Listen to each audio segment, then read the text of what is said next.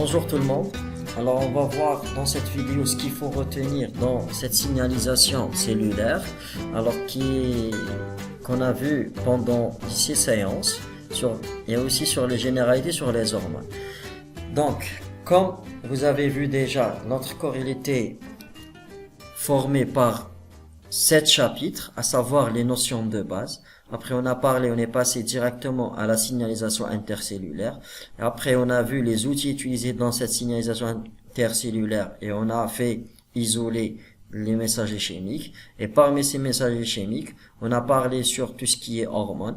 Et à partir de cela, quand on a terminé à parler sur les hormones, on est passé directement à la signalisation intracellulaire. Et dans la signalisation intracellulaire, on a parlé sur la notion de récepteur et comment la cellule cible reçoit le signal. Et après, on a parlé sur les différents outils utilisés par la cellule réceptrice pour faire cette signalisation cellulaire. On a fait apparaître la notion de transduction du signal via des outils qui sont les auteurs qui vont assurer l'amplification du signal et la signalisation intracellulaire et pour avoir une réponse physiologique. Et à la fin, on a pris certains exemples pour chaque voie de signalisation. On a traité les différents récepteurs avec leur voie de signalisation.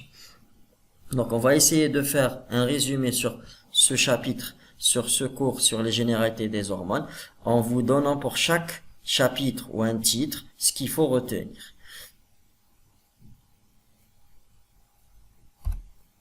Alors, les généralités des hormones. Alors, on a commencé à parler sur les notions de base. Dans ces notions de base, on a essayé de répondre sur c'est quoi la signalisation cellulaire.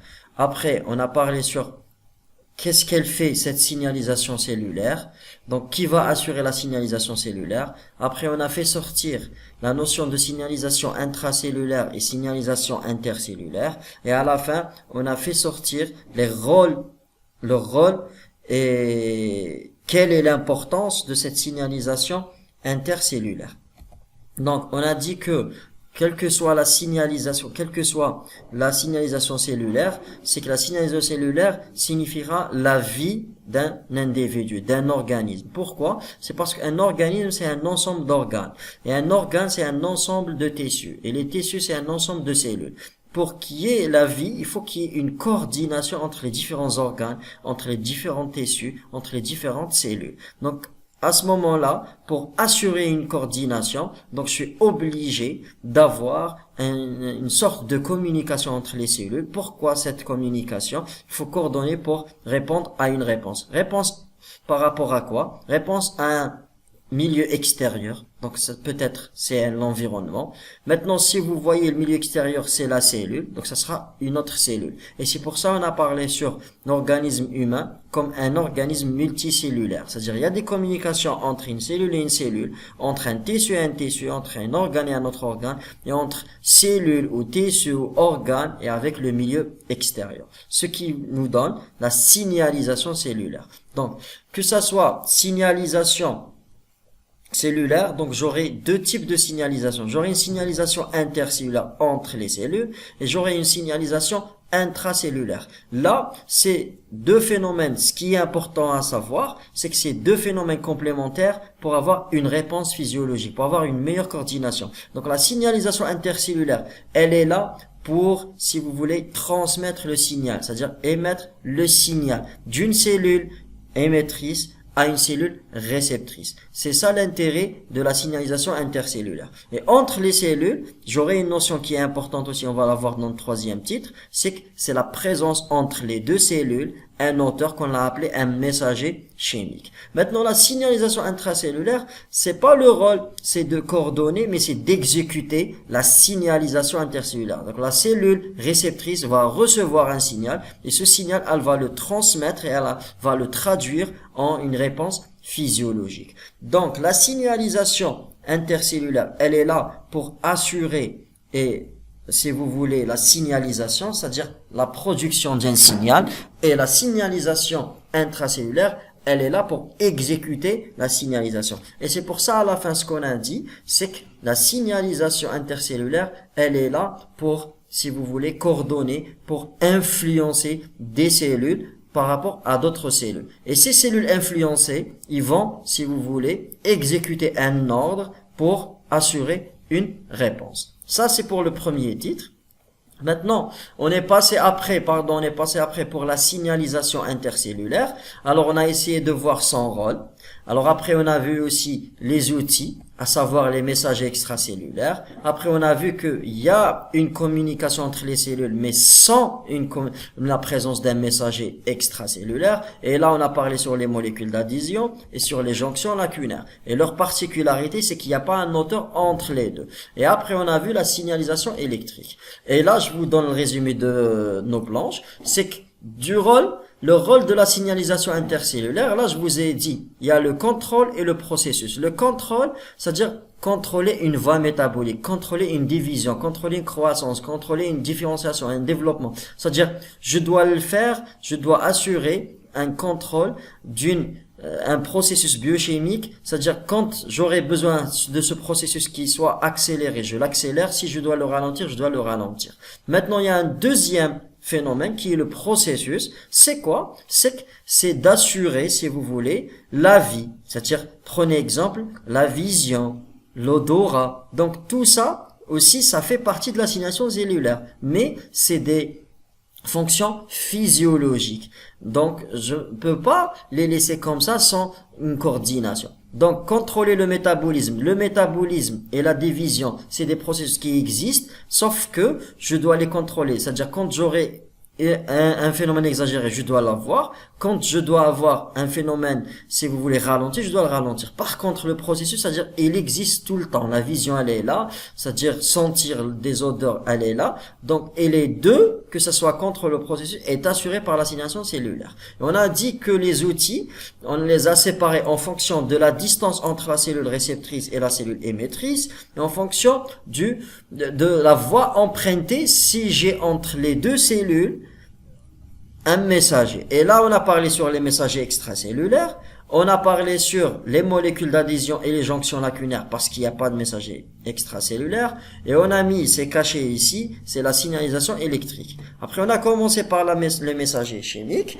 Alors, les messagers extracellulaires, on a dit que, quel que soit le type de cellule, de la distance, j'aurai des particularités. Maintenant, si j'ai la cellule émettrice, c'est une neurone, donc, et elle va influencer via les synapses, donc la cellule nerveuse, elle sera présynaptique, et la cellule musculaire ou une autre cellule nerveuse, elle sera postsynaptique. Donc là, le composé, je vais l'appeler un neurotransmetteur. Maintenant, si la cellule émettrice va donner un composé qui va être déversé dans le sang, là je vais l'appeler hormone.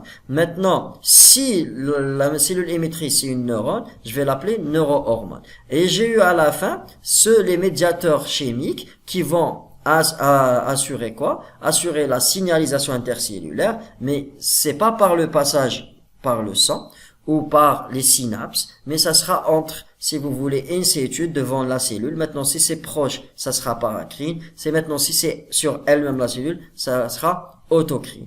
Et ce qu'il faut retenir aussi dans tout ça, c'est qu'une hormone, celle qui va emprunter la circulation sanguine, elle peut développer, vous avez vu des exemples, elle peut être endocrine, elle peut agir comme neurotransmetteur, elle peut agir d'une manière autocrine et elle peut agir d'une manière paracrine. Et c'est pour ça que je vous ai dit, la distance au début, on a parlé, mais je peux avoir diversement d'une hormone dans la circulation sanguine et elle va agir sur la même cellule. Donc c'est une hormone mais elle agit d'une manière autocrine. La même chose pour paracrine. Donc ce qu'il faut retenir, c'est-à-dire le sang, c'est hormone. C'est localement, c'est un médiateur local, sans présence de sang. Maintenant, si cellule synapse, présynaptique, postsynaptique, c'est un neurotransmetteur. Donc, deuxième volet, c'était la communication entre les cellules. Et c'était quoi? C'était qu'il n'y a pas présence d'un moteur entre les deux. Et là, on a parlé sur les jonctions lacunaires. Et là, j'aurai fusion des deux membranes cytoplasmiques et formation d'un sorte de tunnel. Et j'aurai transfert dans les deux côtés des matières qui étaient déjà dans les cytosols, dans les deux côtés. Par contre, les molécules d'adhésion, c'est qu'il n'y a pas un contact entre ce qui est dans le milieu cytosolique des deux cellules, mais c'est qu'il y a une jonction entre les deux, c'est-à-dire il y a cette sorte de récepteur avec un émetteur, et à ce moment-là, j'aurai fixation des deux. Et quand j'aurai fixation des deux, c'est comme si j'ai eu fixation d'une hormone, mais là c'est une grosse cellule qui va se fixer sur récepteur d'une autre cellule, et là on l'a appelé molécule d'adhésion, et quand il y aura cette adhésion-là, j'aurai une transduction du signal. Et à la fin, quand on a terminé tout ça, on est sorti par la notion, quand on déverse une molécule qui est l'hormone dans le sang, donc là on a fait sortir la notion de transport qui est aussi importante, c'est-à-dire quand l'hormone elle est dans la circulation sanguine, il faut poser la question, est-ce que cette hormone nécessite d'être transportée vers la cellule cible. Après, on est passé toujours dans la signalisation intercellulaire, c'est qu'on a essayé de répondre sur la question comment cette signalisation débute et comment elle se termine, et on a parlé sur la régulation. Et là, on a dit que, en réalité, même la cellule émettrice, c'est une cellule réceptrice, c'est-à-dire elle aussi, elle doit recevoir un signal pour que cette cellule émettrice commence à émettre une hormone, un médiateur chimique, un neurotransmetteur qui va cibler, si vous voulez, là, qui vont cibler d'autres cellules réceptrices. Et là, c'est pour ça que j'ai laissé la signalisation électrique là, c'est parce que la plupart du temps, j'aurai pas mal de cellules émettrices qui vont être stimulées par cette signalisation électrique pour synthétiser, pour sécréter une hormone, et cette hormone va cibler d'autres glandes ou d'autres cellules réceptrices. Et là, donc, ce qu'il faut retenir dans tout ça, c'est que quel que soit le niveau dans un axe hormonal, il y a toujours une régulation. En commençant de la cellule émettrice à la cellule réceptrice. Et vous pouvez dire que la cellule réceptrice elle-même, elle peut influencer sur la cellule émettrice et c'est elle qui va donner l'ordre à la cellule émettrice c'est-à-dire c'est comme si c'est une auto-stimulation ou auto-inhibition, et rappelez-vous sur les rétrocontrôles négatifs et positifs. Et c'est pour ça que j'ai mis dans cette planche, c'est qu'au niveau de la cellule émettrice, puisqu'on synthétise une hormone, donc je peux agir sur la biosynthèse, maintenant vous l'avez vu, donc je peux agir sur les enzymes, je peux agir sur le stockage et la sécrétion des hormones, rappelez-vous les hormones hypophysaires. Après je peux agir sur l'hormone elle-même, je peux la dégrader, et rappelez-vous, je vais le développer maintenant, la notion de transport. Le transport, son rôle, certes c'est le transport, mais il a un autre rôle de régulation, c'est-à-dire c'est de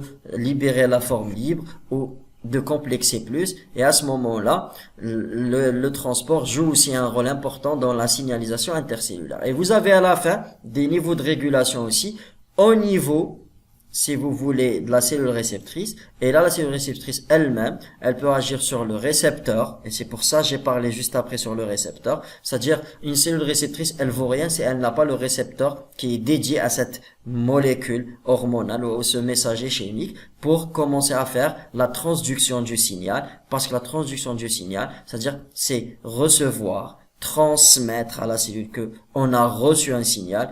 Et la cellule va commencer via ces outils intracellulaires à traduire le signal. Et on a appelé ça la transduction du signal. Après, on est passé au troisième titre qui est les messagers chimiques. Et là, dans les messagers chimiques, on a vu les généralités. On a vu les types de ces messagers chimiques, à savoir les hormones et les neurotransmetteurs, les neurohormones, les cytokines et les facteurs de croissance. Et là, dans les généralités, on a parlé sur la cellule émettrice qui peut émettre une hormone qui peut agir d'une manière locale, d'une manière neurotransmetteur, d'une manière hormonale, pour cibler plusieurs, si vous voulez, cellules réceptrices. La même chose, c'est qu'on a vu le même messager peut cibler aussi d'autres cellules.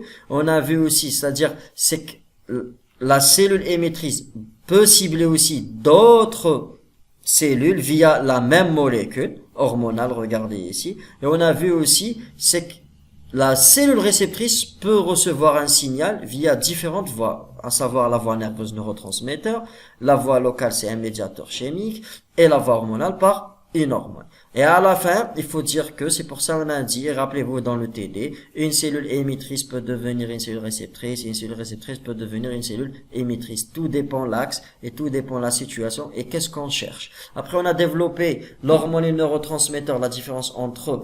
Et là, vous le savez très bien, c'est que l'hormone, c'est la présence d'hormones, il y a la présence dans le sang, donc c'est la voie endocrine. Neurotransmetteur, c'est la synapse avec présence de notre neurotransmetteur, c'est-à-dire il est synthétisé dans le neurone présynaptique, et après il a des récepteurs au niveau de la cellule postsynaptique. Et après, on a pris la fusion entre les deux, c'est-à-dire c'est sécrété par une neurone, mais mis dans la circulation sanguine. On a appelé ça une neurohormone. On a vu les cytokines qui vont agir localement la plupart du temps, mais peuvent aussi passer dans le sang et qui vont, si vous voulez, réguler la multiplication cellulaire, la réaction immunitaire et la réaction inflammatoire. Et la plupart du temps agissent d'une manière locale, que ce soit autocrine ou paracrine. Et après, on a vu les facteurs de croissance. Et dans les facteurs de croissance, je vous ai dit et j'insiste, c'est pas la même chose comme l'hormone de croissance. Et elles sont là, ces facteurs de croissance, pour assurer la prolifération et la différenciation, si vous voulez, et la croissance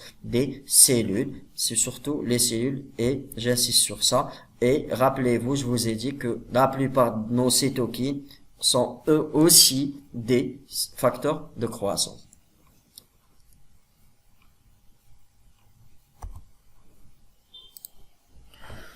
Après, on est passé, désolé. Alors, après, on est passé sur les hormones. Donc, on a isolé les hormones par rapport aux messagers chimiques. Alors, on a vu leur définition, on a vu leurs propriétés. Après, on a vu leur classification qui était basée selon les fonctions, c'est-à-dire est-ce que c'est trophique ou systémique. Alors, on a vu selon leur nature chimique et selon leur solubilité. Et là, je vous donne aussi les mêmes planches. Alors, je vous ai dit, c'est que l'hormone, c'est toute molécule qui est véhiculée par le sang. Je vous ai dit, la présence dans le sang égalera une hormone. Donc, elle peut agir à distance et elle peut agir surtout à distance, mais elle peut agir aussi à une courte distance. Mais, rappelez-vous, c'est que je vous ai dit, l'hormone égalera 100. Voilà. Après, on a vu leurs propriétés. C'est que c'est des petites molécules qui vont agir à de faibles concentrations. Et là, j'ai insisté sur une particularité. C'est que dès que je veux une efficacité dans l'effet physiologique, je dois augmenter, elle est proportionnelle, l'efficacité de la réponse physiologique, elle est proportionnelle à la quantité de l'hormone. J'ai une quantité importante, donc j'aurai une efficacité importante. J'ai une quantité faible, donc j'aurai une efficacité faible. Donc, c'est lié à la quantité. Et rappelez-vous, là, on a développé la notion de glande. Et je vous ai dit que une glande, c'est-à-dire c'est un ensemble de cellules. Leur particularité, c'est quoi? C'est qu'elles sont là pour synthétiser un type d'hormone et de le mettre directement dans la circulation sanguine, sans qu'il y ait recours à la notion de canal. Donc, je le déverse directement. Et là, on a parlé sur les hormones, c'est qu'ils sont sécrétés d'une manière basique, et j'ai certains moments qui sont sécrétés tout au long de la journée, et j'ai certaines hormones qui sont synthétisées avec des pics à un moment bien déterminé de la journée.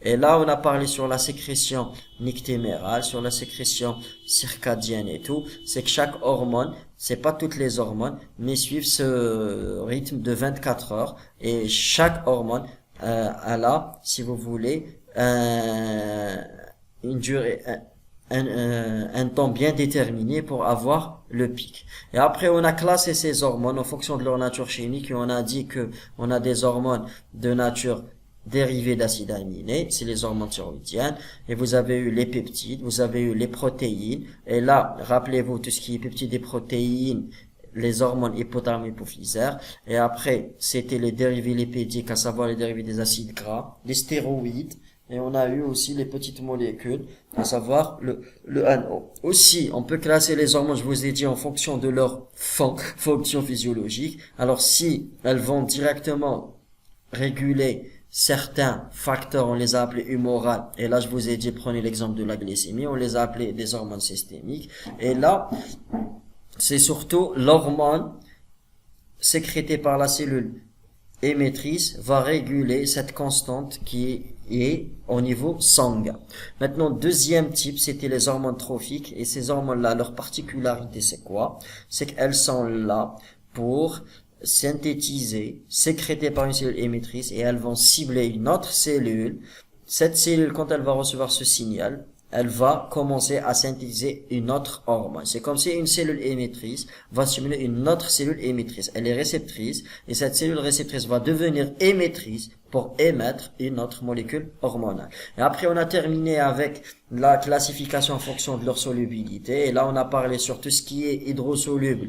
Donc, il sera à l'extérieur de la cellule. Et là, on a commencé à développer la notion, si vous voulez, de récepteur par rapport à tout ce qui est hydrosoluble. Donc, il aura la capacité de se fixer au niveau membranaire via des récepteurs transmembranaires, et tout ce qui est liposoluble, donc il a la capacité de se fixer au niveau cellulaire, à savoir soit au cytosol, soit au nucléaire, parce qu'ils sont lipédiques. Et là, je vous ai dit, il faut faire très attention, c'est pas tout le temps exact. Nos hormones thyroïdiennes, ils sont lipophiles, mais ils ont besoin d'un transporteur pour les faire rentrer à l'intérieur de la cellule. Et aussi, regardez, même nos hormones thyroïdiennes, ils ont des récepteurs membranaires où j'aurai d'autres effets en dehors des effets fixés via les récepteurs nucléaires. Après, quand on a terminé, on a parlé sur la sécrétion hormonale. Et l'exemple le plus parlant ici, vous l'avez fait déjà dans les hormones hypothalamo-hypophysaires. C'est-à-dire, chaque axe, regardez, il a une particularité, comment on sécrète nos hormones. Est-ce qu'il y a la notion de stockage? Comment je dois avoir les ingrédients? Rappelez-vous les hormones thyroïdiennes. On a pris l'iode. L'iode, il était important. Alors, on a stocké nos hormones thyroïdiennes au niveau de la thyroglobuline. Après, on va les sécréter. Et regardez, les hormones hypothalamo-hypophysaires, elles sont stockées et synthétisées à partir d'un pré-pro-hormone. Après, ils vont subir ce qu'on appelle une translocation, une maturation et une sécrétion. Donc, chaque axe a ses particularités. Après, on a vu les destinées. Les destinées, là, il faut faire très attention. Quand on vous dit destinées des hormones, j'ai eu des questions comme ça. Alors, ces questions, il faut faire très attention. Destinée d'hormones, c'est-à-dire sécréter une hormone, vous la déverser dans le sang, elle va cibler une cellule cible, c'est une destinée. Elle va cibler le foie pour être métabolisée, c'est une destinée. Elle va partir directement dans les urines, elle sera éliminée, donc c'est une destinée. C'est pour ça qu'on a parlé sur la notion de transport. Après, que ce soit vers cellule cible, ou vers le foie pour être métabolisée, ou vers les urines, la notion de transport, elle est là. Si mon hormone a besoin d'être transportée, elle doit être transportée. Maintenant, si elle sera métabolisée, si elle va faire une action physiologique, soit elle sera excrétée, ça c'est tout dépend. Et rappelez-vous, c'est que j'aurai pas une seule molécule d'hormone yajma'a. J'aurai une grande quantité d'hormones. Donc, une partie va subir un catabolisme, une partie va faire la réponse physiologique et après je vais la recapter pour soit la dégrader, soit l'éliminer. J'ai une petite partie, toujours rappelez-vous la notion du cortisol urinaire, il est passé directement par les urines sans qu'il y ait une réponse physiologique. Et là, quand on a terminé tout ça, on a parlé sur les mécanismes de régulation. Et là, on a développé deux types, c'est-à-dire trois types de régulation. C'était les rétrocontrôles négatives et positives. On a eu aussi tout ce qui est stimulation immorale par rapport à la glycémie. J'ai aussi la stimulation nerveuse. Et là, je vous donne les planches, ce qu'on a vu. Je vous rappelle. Alors, regardez, la première notion, c'était la sécrétion hormonale, c'est-à-dire toute hormone dans le corps, si vous voulez, c'est un composé qu'on va le synthétiser via une voie métabolique. Et sur une voie métabolique, regardez que ce soit stéroïde, thyroïde, tout est régulé. C'est-à-dire une voie métabolique, c'est une voie métabolique, ce que vous avez fait en première année. Donc, j'aurai besoin des enzymes, je dois avoir des enzymes allostériques, je dois avoir des enzymes qui vont réguler l'axe lui-même, je dois réguler soit la synthèse de certains hormones par rapport à d'autres et regarder le cortisol par rapport aux autres hormones. Donc, ce qui est important aussi quand je termine, est-ce que je dois la sécréter directement? Regardez les hormones thyroïdiennes. Dès qu'on a recapté la thyroglobuline iodée, on a commencé à hydrolyser pour avoir les hormones thyroïdiennes. Par contre, les hormones hypothalamo-hypophysaires, on était obligé de les stocker et la sécrétion elle sera au moment de la stimulation. Et là, ce qu'on a parlé sur la stimulation, c'est qu'il faut qu'il y ait un ordre pour que ces cellules de l'hypothalamo-hypophysaire commencent à sécréter ces hormones.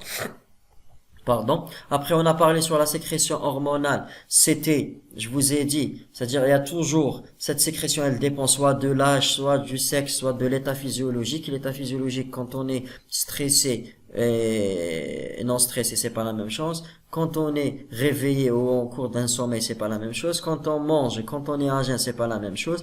Donc, tout dépend. Sauf que au cours de la journée, j'ai toujours une sécrétion basique d'hormones avec certains pics de sécrétion et chaque pic dépend de l'heure exacte. C'est-à-dire, si vous prenez exemple la CTHC à 6 heures, cortisol à 9 heures, donc à ce moment-là, j'aurai, si vous, entre 8 heures et 9 heures, pardon, et à ce moment-là, donc j'ai le pic. Mais après, en dehors du pic, j'ai une quantité qui est sécrétée, mais elle est stable.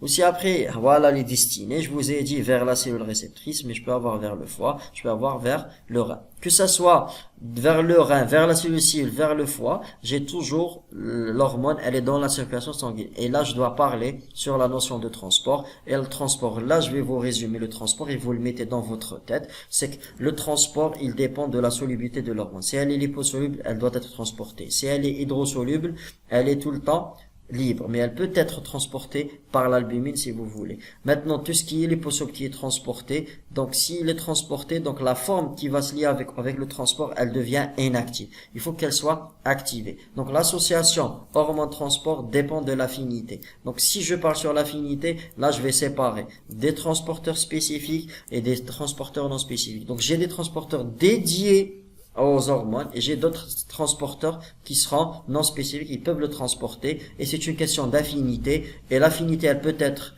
importante pour la spécifique comme elle peut être pour le non spécifique pour certaines hormones et je vous ai donné toujours l'exemple de les estrogènes et ils aiment l'albumine plus que leur transporteur spécifique. Et à la fin, ce qu'il faut retenir aussi dans tout ça, c'est que le transporteur lui-même, c'est un moyen de régulation. C'est lui-même, il peut jouer sur, si vous voulez, la quantité d'hormones libres qui va se fixer sur les récepteurs. Et c'est pour ça, on vous a dit, le transporteur, il n'est pas ici uniquement pour transporter, mais aussi pour réguler aussi. Donc, et la régulation par le transport aussi, elle est importante.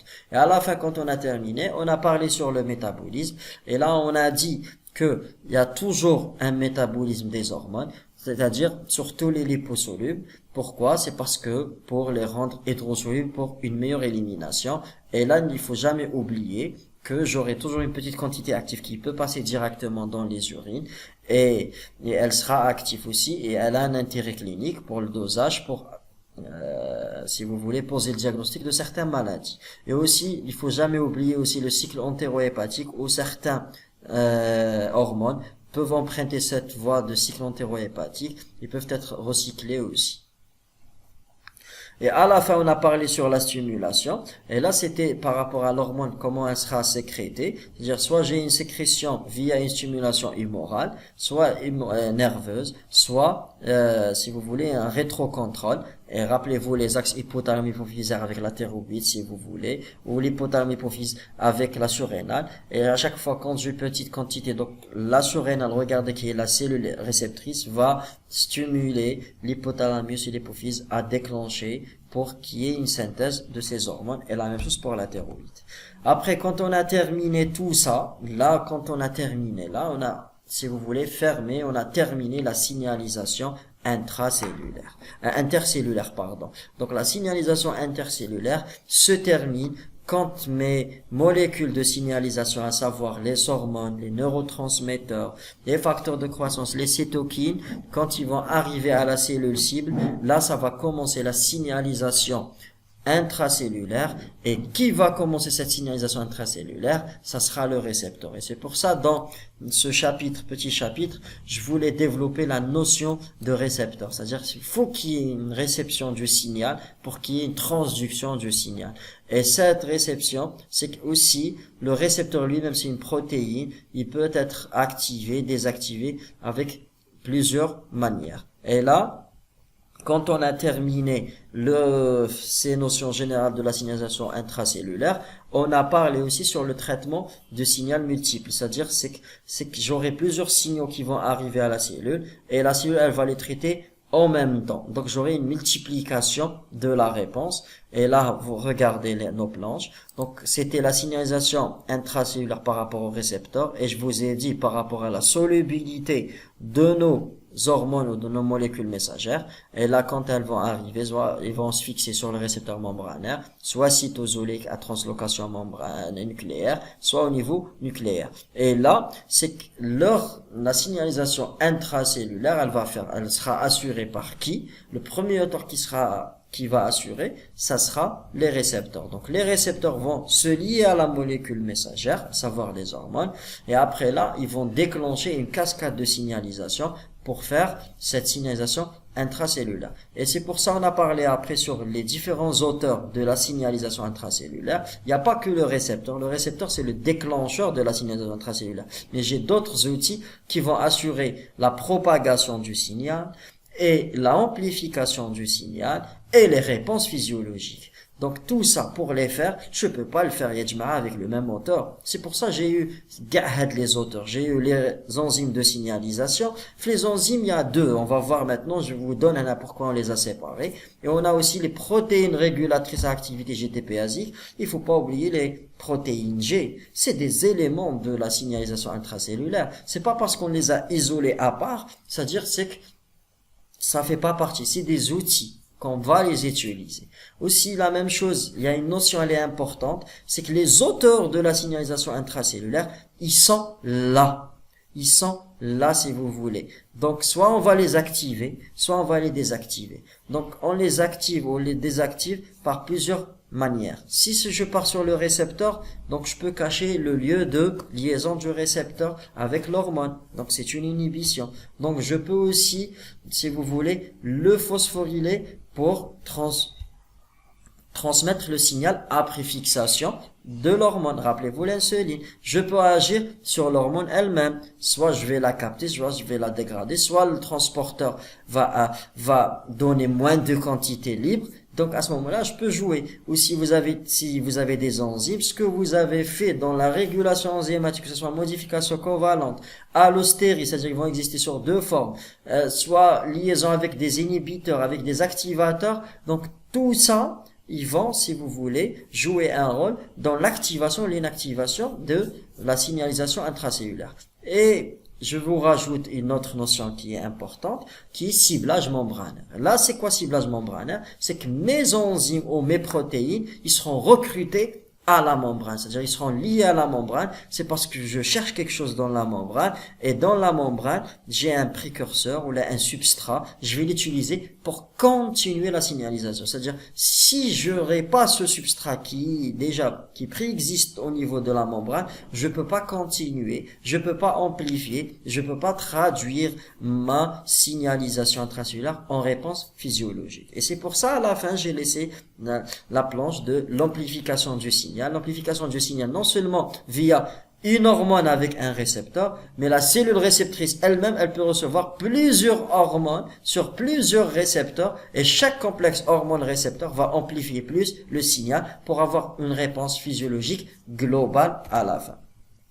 Voilà. Après, quand on a terminé ça, l'introduction sur la signalisation intracellulaire, on a commencé à parler sur les outils. Donc, c'est important de les savoir. On a commencé par les récepteurs. Et les récepteurs, je vous ai dit, on a vu leur rôle. Leur rôle, c'était quoi? C'était de transmettre le message. C'est-à-dire, c'est de réceptionner le message. C'est-à-dire, réceptionner le message et le transmettre à l'intérieur de la cellule. C'est-à-dire, je dois dire à la cellule, qui va le faire, ça sera notre espion. La cellule réceptrice, son espion, c'est le récepteur. C'est-à-dire, dès qu'il y ait fixation de l'hormone sur le récepteur va donner l'ordre à la cellule, tu te prépares, c'est qu'on va commencer à traduire et à faire la transduction du signal à travers la cellule pour avoir des réponses physiologiques. C'est pour ça. Et après, on a parlé sur les caractéristiques.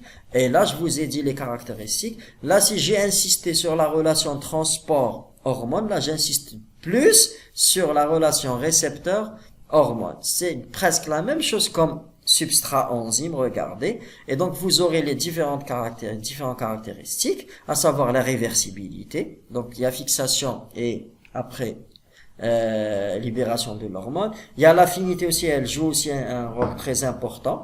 Vous avez la spécificité, chaque hormone, elle a son récepteur. Et rappelez-vous les exemples. Les exemples, je vous ai donné pour, si vous voulez, avoir l'application de ces notions par des exemples. Regardez l'adrénaline, regardez l'acétylcholine. Donc, on a des récepteurs ionotropiques, on a d'autres récepteurs membranaires qui seront spécifiques à cette molécule hormonale, mais en même temps qui vont assurer des réponses physiologiques. regarder les réponses par la dopamine. C'était pas la même chose via d'autres récepteurs.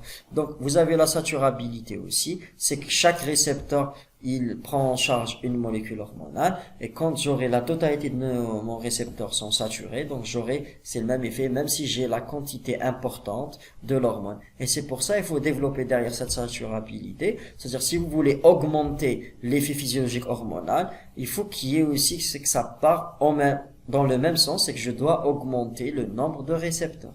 Et vous avez à la fin le couplage. Le couplage, c'est quoi? C'est que c'est comme si je dois faire une intéressence. C'est-à-dire, je donne de l'intéressence. C'est-à-dire, le récepteur a fixé l'hormone, mais la cellule, elle s'en fout complètement. Donc, le récepteur, il va commencer à faire des choses pour que la cellule s'intéresse, pour lui dire que on doit commencer l'amplification du signal. Et là, c'est quoi? C'est le phénomène de couplage. Alors, c'était l'autophosphorylation, c'était une démérisation, c'est tout ce que vous voulez. L'essentiel, c'est que dès qu'il y ait fixation de l'hormone sur le récepteur, le phénomène qui va venir, c'est le couplage. Et après le couplage, je commence à recruter les différents éléments de la signalisation intracellulaire, et je commence à faire mon amplification du signal pour une meilleure transduction du signal et pour une meilleure réponse physiologique. Et à la fin, on a classé nos récepteurs en récepteurs transmembranaires et récepteurs nucléaires. Et on a vu après les récepteurs transmembranaires comment on les a classés. On va les voir dans la vidéo. Maintenant, on va les voir. Mais avant de voir ça, j'aimerais bien attirer votre attention aussi sur une notion, elle est importante. C'est que la notion, c'est que le récepteur, c'est l'initiateur de la signalisation intracellulaire. Donc, la réponse, que ce soit l'intensité ou la régulation, donc, il y a un niveau de régulation au niveau du récepteur. Donc, si je veux une intensité importante, je dois avoir et la quantité de l'hormone et la quantité du récepteur. La même chose, la régulation. Si je veux réguler une signalisation, je peux agir sur la conformation, sur la structure du récepteur, je le bloque, soit je peux agir sur l'hormone. Donc ça va dans le même sens. C'est-à-dire, c'est que si je régule le récepteur, je dois réguler aussi l'hormone. Et inversement. Donc maintenant pour ces récepteurs, leur classification. Donc on a commencé à parler sur les récepteurs transmembranaires et là je vous ai dit, il faut poser la première question. Est-ce que c'est un récepteur canal ionique ou non? Si c'est un récepteur canal ionique, vous allez l'appeler ionotropique. C'est-à-dire le canal lui-même a une fixation, un lieu de fixation de l'hormone. Après, si c'est pas un canal ionique, vous allez poser la question, est-ce que c'est un récepteur couplé à la protéine G? Si c'est un récepteur couplé à la protéine G, donc je vais voir ses effecteurs. Est-ce que cette protéine G va cibler des enzymes ou elle a des canaux ioniques? C'est des canaux ioniques, je vais les appeler métabotropiques. Alors regardez, ça n'a rien à voir. Dites, la protéine G, elle m'a donné un auteur, ou l'auteur c'est lui qui a ciblé le canal ionique. C'est pas la même chose comme l'ionotropique. L'ionotropique, il n'y a pas d'intermédiaire entre l'hormone et le canal. Métabotropique, il y a les intermédiaires. Après, on a dit, si c'est pas des récepteurs couplés à la protéine G, donc ça sera des récepteurs non couplés à la protéine G. Là, j'ai eu des récepteurs enzymes, c'est-à-dire eux-mêmes sont des enzymes. Et là, on a parlé sur les récepteurs aguanylate cyclase. On a eu deux, transmembranaires et cytosoliques. Après, on a eu le type de récepteur protéine kinase. Là, on a eu les récepteurs tyrosine kinase et les récepteurs sérine thréonine kinase. Après, on a eu les récepteurs couplés à une enzyme. C'est pas une enzyme. Là, on a eu les récepteurs couplés à une tyrosine kinase et on a eu les récepteurs couplés à une sérine thréonine kinase. Et quand on a terminé tout ça, on a vu les récepteurs nucléaires. Voici les récepteurs nucléaires. Et les récepteurs nucléaires, on a vu leurs particularités, c'est pour ça que je les ai laissés à la fin. Après, quand on a terminé, on a parlé sur l'interaction entre l'hormone et le récepteur, et on a parlé après, voilà, ça c'est pour tout ce qui est classification. Après, on a parlé sur la régulation de l'activité du récepteur, et là, on a parlé, quand on a terminé tout ça, quand on a parlé sur l'interaction entre l'hormone et le récepteur et la régulation de l'activité du récepteur, là, le rôle du récepteur est terminé. C'est-à-dire, il a réceptionné le message il a commencé, s'il a donné l'ordre à la cellule de commencer la signalisation intracellulaire, là, la signalisation intracellulaire va commencer dès qu'il y ait couplage, le phénomène de couplage entre l'hormone et le récepteur, et là, il y aura ce qu'on appelle intervention de d'autres auteurs qui vont assurer quoi? Ils vont assurer la propagation du signal, qui est la transduction du signal. Donc, on a eu les protéines adaptatrices et on a eu les enzymes de signalisation. Les protéines adaptatrices, c'est quoi? C'est des sortes de protéines qui vont assurer le rôle d'un échafaudage. C'est-à-dire, le récepteur avec l'hormone, ils peuvent pas cibler certaines hormones. Donc, ils vont appeler ces protéines-là. Ces protéines-là, c'est comme s'ils vont faire, si vous voulez, sorte d'entente entre les deux. Elle a une partie d'entente avec le récepteur qui est stimulé, et entente avec la protéine dont je veux la stimuler après stimulation de récepteur. Donc, il n'y a pas de contact entre les deux. Donc, je veux faire une entente. Qui va assurer l'entente? Ça sera nos protéines adaptatrices. Et pour assurer l'entente, il faut qu'il y ait un bagage. Donc, le bagage, ça sera quoi? Ça sera leur domaine de reconnaissance. Ils ont HS2, SH3, les PTB et les PH. C'est-à-dire SH2, ils vont reconnaître les tyrosine phosphate. Les PTB, ils vont reconnaître les tyrosine phosphate. SH3, c'est la proline. pH, c'est la membrane. C'est-à-dire, il faut que nos deux protéines, à savoir le récepteur stimulé et la protéine qu'on cherche à la stimuler, ayant ces structures-là, soit tyrosine phosphorylée, soit une proline, soit c'est une membrane. Et là, ma protéine adaptatrice, elle va s'associer entre les deux. Elle va s'insérer entre les deux et elle va associer maintenant le récepteur de côté et l'autre côté la protéine à stimuler, et là je vais assurer la propagation du signal et la protéine stimulée va continuer la transduction du signal. Et là je vous ai dit que les protéines adaptatrices sont des protéines dépourvues d'une activité enzymatique. Ils n'ont pas d'activité enzymatique, mais j'ai mis dans le schéma, c'est que j'ai certaines protéines adaptatrices avec activité enzymatique. Oui, il y a des enzymes, ils vont jouer le rôle de protéines adaptatrices. Et là, vous pouvez prendre l'exemple des petites protéines G. Elles vont s'associer avec le récepteur. Ah, et le récepteur, il a fixé l'hormone. Et cette protéine G-là, elle va stimuler une enzyme. Donc, elle va agir. C'est comme si c'est une adaptation entre les deux. C'est pour ça que je l'ai rajouté. C'est-à-dire, mais, si vous me parlez sur les protéines adaptatrices, elles sont dépourvues de toute activité enzymatique. Mais j'ai des enzymes qui peuvent jouer le rôle d'une protéine adaptatrice. C'est ça la notion à vous dire. Après, on est passé sur les enzymes. Et là, je vous ai dit, on a deux choses dans les enzymes. J'ai des enzymes qui vont assurer l'amplification du signal et j'ai les enzymes qui vont assurer une réponse physiologique. Ils vont assurer les réponses physiologiques, je les ai appelés enzymes de signalisation. Et ceux qui vont assurer l'amplification du signal, je les ai appelés enzymes qui vont fabriquer des seconds messagers. Voilà. Et là, quand je termine, soit j'aurai une amplification du signal, soit j'aurai une réponse physiologique. Moi, j'ai séparé les enzymes qui vont assurer l'amplification, qui vont assurer la fabrication des seconds messagers. C'est à cause des seconds messagers. C'est pas parce que ce sont pas des enzymes. Toutes ces des enzymes, c'est que je cherche leur rôle, avec la cible, c'est comment c'est des seconds messagers. Les seconds messagers vont m'assurer une amplification plus du signal via une activité catalytique. Et là, j'ai mis les enzymes de signalisation qui vont assurer des réponses physiologiques. On a eu protéine kinase A, protéine kinase C, protéine kinase B, protéine kinase G, et la MAP kinase et la CAM kinase. Et là, ce qu'il faut retenir, ce que je cherche c'est qui va activer l'enzyme. Et qu'est-ce qu'elle va faire l'enzyme? Et qu'est-ce qu'elle va faire? Regardez, c'est une phosphorylation. On a parlé sur les kinases.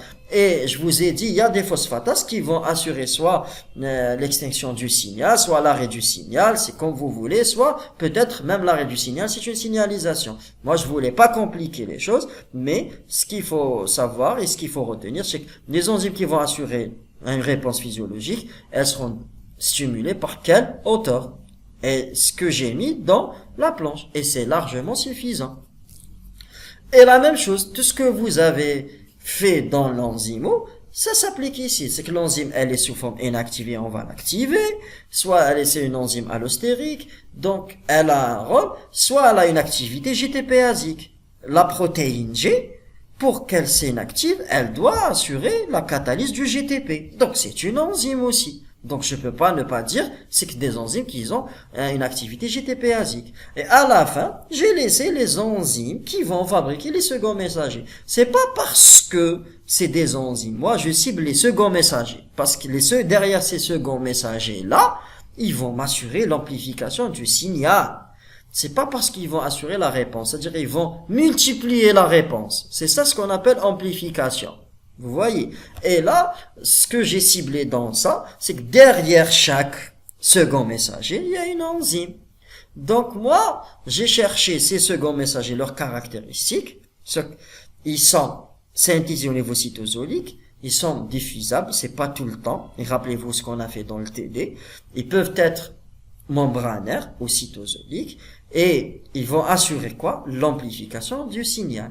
Et là, je vous ai mis pour chaque enzyme, second messager, l'enzyme qui va fabriquer le second messager. Et cette enzyme-là, elle a été stimulée par le complexe hormone-récepteur. Et vous voyez, donc hormone-récepteur va stimuler, si vous voulez, l'adénylate cyclase pour qu'elle synthétise à partir de l'AMP, de l'ATP, pardon, de l'AMP cyclique.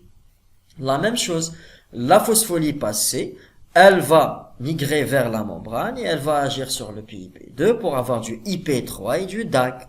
Et ces deux, vous voulez, second messagers, vont cibler, si vous voulez, d'autres protéines pour assurer la transduction du signal. La même chose pour PIP3 via l'enzyme phosphoinositol 3 kinase. La même chose pour l'acide arachidonique qu'on va cibler, qu'on va le voir, après activation de la phospholipase A2. Et la phospholipase A2 va libérer l'acide arachidonique et notre acide arachidonique va nous donner les icosanoïdes. Et il faut pas oublier aussi les guanylates cyclases. Et rappelez-vous ici, je me rappelle très bien, je vous ai dit la particularité des guanylates cyclases, c'est qu'ils sont eux-mêmes des récepteurs. Et je vous ai dit que le récepteur à guanylate cyclase, c'est le seul récepteur qui a la capacité de recevoir le signal et en même temps synthétiser un second messager qui est le GMP cyclique. Voilà.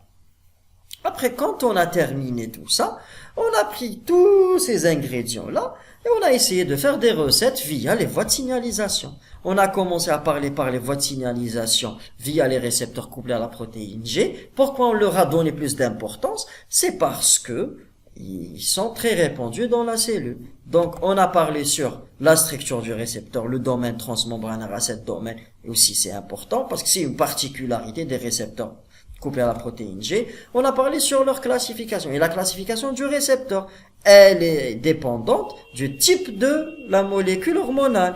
Après, on a parlé sur la protéine G, celle qui est trimérique, et celle qui est la petite protéine G de type RAS, monomérique. Et là, on a parlé sur la classification. Là, c'était pas la classification des récepteurs, mais la classification de notre protéine G via sa sous-unité alpha. La sous-unité alpha, elle va agir sur quel effecteurs, je vais les classer. Si c'est une stimulation de l'adénylate cyclase, ça sera alpha S. Si c'est une inhibition, ça sera alpha I. Et là, on a séparé par rapport à alpha I et par rapport à d'autres alpha T, par rapport à ce qu'on va recevoir comme signal.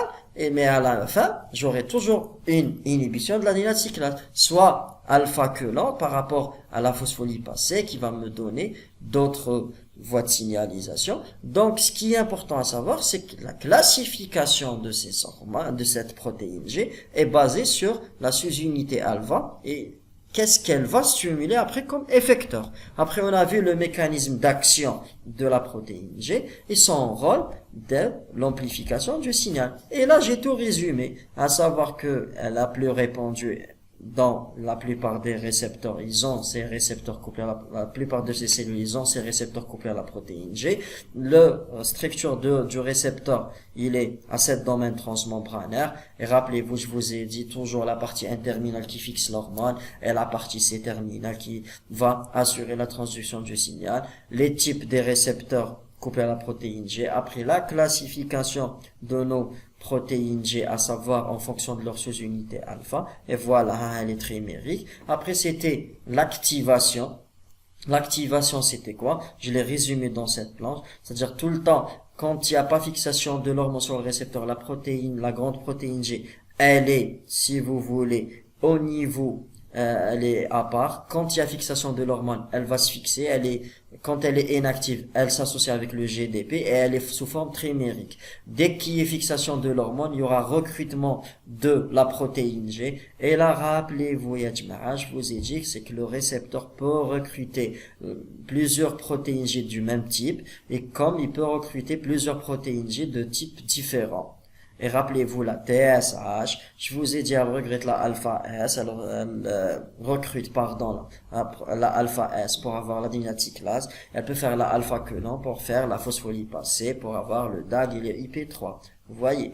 Donc, c'est une sorte d'amplification du signal, de diversification du signal aussi. Et quand elle va se fixer, là, il y aura dissociation. Mais avant qu'il y ait dissociation, je dois interchanger le GDP, je le change avec le GTP.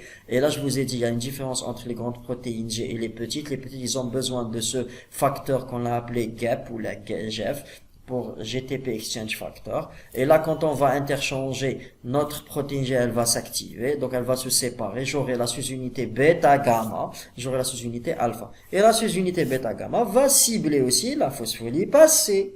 Donc, c'est une sorte d'amplification du signal. Et c'est pour ça que j'ai dit ici le rôle. Vous voyez. Et à la fin, donc, j'ai commencé à faire l'amplification du signal. Je veux arrêter. Là, j'active l'activité catalytique de la sous-unité alpha, et ça sera hydrolyse du GTP en GDP, et ça sera pas un interchangement, ça sera une hydrolyse, et puisque c'est lent, je fais intervenir d'autres protéines qui vont accélérer cette activité. On les a appelées les GAP pour GTP Activate Protein. Et à la fin, j'aurai extinction du signal.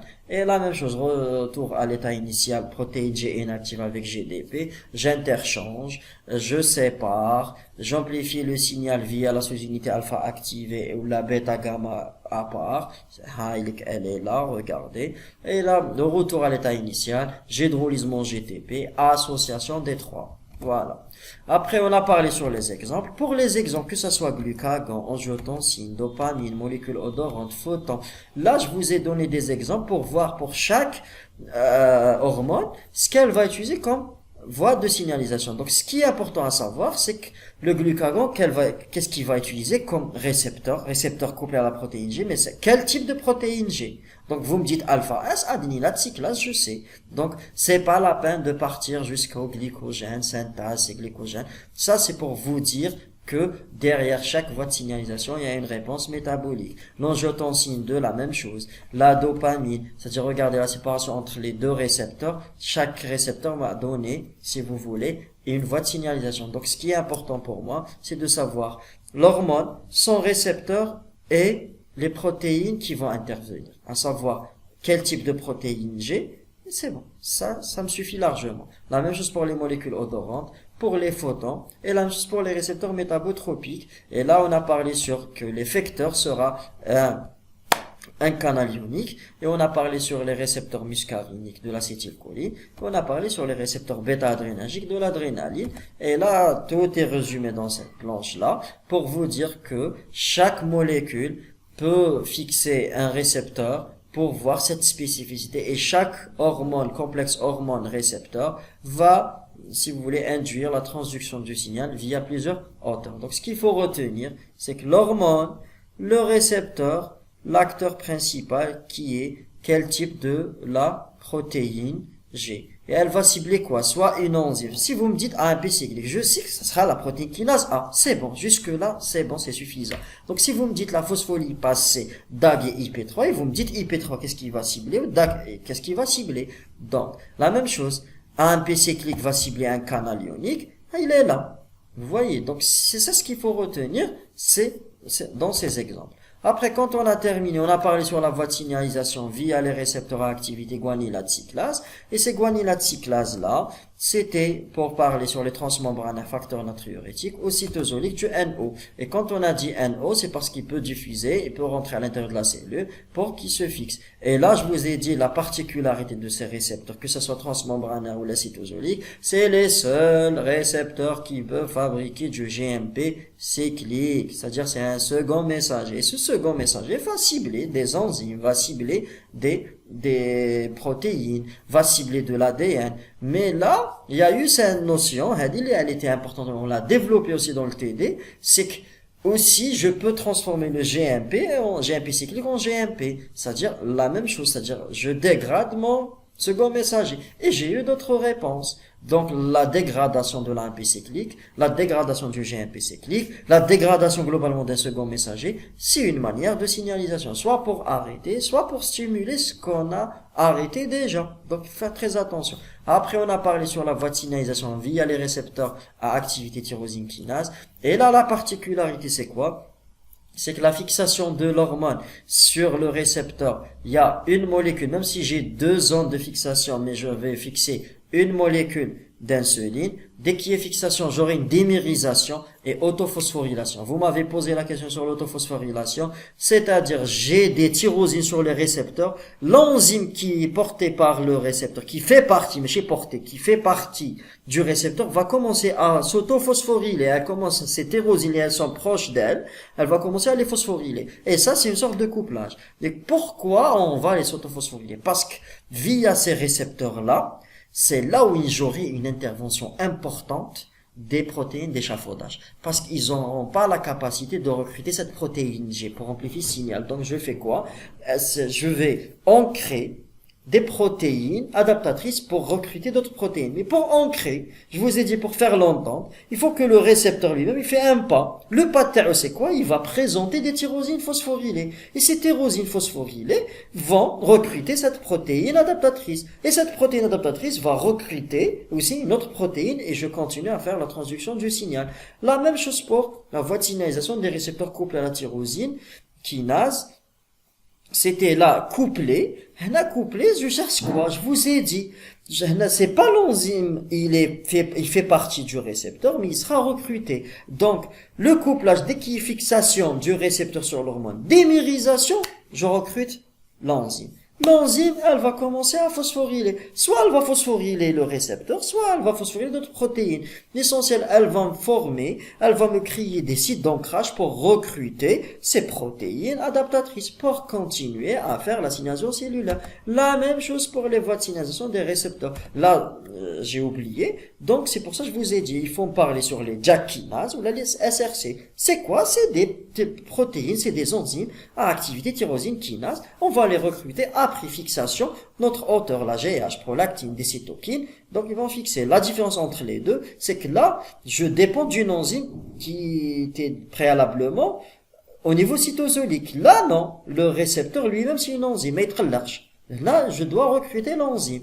Donc après, on a vu les voies de signalisation via les récepteurs activité sérine thréonine kinase, c'était la même chose. Donc l'enzyme elle-même, elle fait partie du récepteur. Donc j'aurai une dimérisation. Je vais recruter d'autres protéines adaptatrices. Et ces protéines adaptatrices, rappelez-vous, AMH, INHB, TGFB, je vous ai dit, vont cibler directement l'ADN pour faire la signalisation cellulaire. Et la même chose pour la voie de signalisation via des récepteurs couplés à la protéine, à une enzyme à activité sérine thréonine kinase. Et là, c'était quoi? C'était la dimérisation, recrutement de la protéine IRAC, rappelez-vous, c'est une sorte de protéine enzymatique à activité sérine thréonine kinase. Elle va commencer à phosphoryler des sérines thréonine kinase, soit au niveau du récepteur, soit au niveau des protéines. Et quand on va les phosphoryler, elle va activer d'autres protéines. Et quand on a terminé dans tout ça, on a vu les voies de signalisation via les récepteurs ionotropiques. Les ionotropiques, c'est-à-dire le récepteur lui-même. Ce qu'il faut retenir dans tout ça, c'est que le récepteur lui-même, c'est un canal ionique. C'est-à-dire, un lieu de fixation de l'hormone. Et quand il y aura fixation de l'hormone, il va s'adapter à faire rentrer un ion, ou la faire sortir un ion. Et on a eu, en fonction de leur structure, les récepteurs trimériques de l'ATP, les récepteurs tétramériques du glutamate, et on les a nommés par rapport à leurs antagonistes qui sont des médicaments. Et on a parlé sur les récepteurs pentamériques, on les a appelés cis-loop, à savoir les canaux cationiques, celui de la sérotonine, et les anioniques qui vont inhiber, ils vont stimuler, ils vont inhiber, et on a pris l'exemple parlant, c'était le GABA. Après, quand on a terminé tout ça, on est passé aux récepteurs nucléaires. Les récepteurs nucléaires, je vous ai dit, la première particularité, c'est leur ligand. ligance et les lipophiles, que ce soit hormones thyroïdiennes ou hormones stéroïdiennes, ou vitamine D ou les rétinoïdes. Donc leur rôle c'est quoi? Là j'ai insisté sur un rôle qui était très important. C'est qu'ils un récepteur nucléaire, quelle que soit sa localisation, cellulaire, à l'intérieur du cytosol ou là au noyau, c'est un facteur de transcription. C'est-à-dire il va se lier à l'ADN, il va commencer à transcrire et à traduire. Vous voyez, c'est un facteur de transcription. C'est pas uniquement un récepteur. Il a une partie qui va fixer l'hormone, il a une partie qui va fixer l'ADN. C'est pour ça, juste après le rôle, j'ai parlé sur la structure. Et après, j'ai parlé sur la classification. Et cette classification, elle dépend de la localisation. Type 1, elle est au niveau cytosolique. Après, on va le transloquer avec l'hormone au niveau de l'ADN, soit au niveau du nucléaire. Donc là, je m'en charge à ramener l'hormone, le noyau, et je commence à faire l'action d'air. Et quand j'aurai les deux types, que ça soit type 1 ou type 2, dès qu'il y ait fixation de l'hormone sur le récepteur, donc il y aura soit translocation, soit au niveau nucléaire. Le premier phénomène qui va se passer, c'est la démérisation, ya jama'a. Donc démérisation et fixation sur l'ADN. Quand je commence à fixer de l'ADN, je commence à faire ma transduction du signal via la transcription et la traduction. Ça sera pas vraiment une transduction, mais ça sera une transcription et une traduction. Et là, ce qu'il faut retenir aussi, c'est que puisque c'est de l'ADN, donc je suis obligé de bloquer l'accessibilité à l'hormone au niveau de son récepteur. Il faut qu'il y ait l'hormone pour qu'il y ait démérisation et fixation. S'il n'y a pas l'hormone, donc je dois bloquer la place de l'hormone. C'est pour ça qu'on a dit que type 1 ou la type 2, type 1, on a dit c'est la molécule choc thermique, HSP, qui va bloquer une fixation de l'hormone sur le récepteur nucléaire. Type 2, on les a appelés des protéines corépressives. Ces protéines corépressives, dès qu'il y ait fixation de l'hormone, donc ils seront relargués. Ils vont laisser la place à l'hormone. Donc c'est pour assurer, c'est une sorte de spécificité. Et quand il y aura fixation, les récepteurs avec l'hormone, il va démériser, il va être au niveau de l'ADN, il va se fixer sur l'ADN via les doigts de zinc.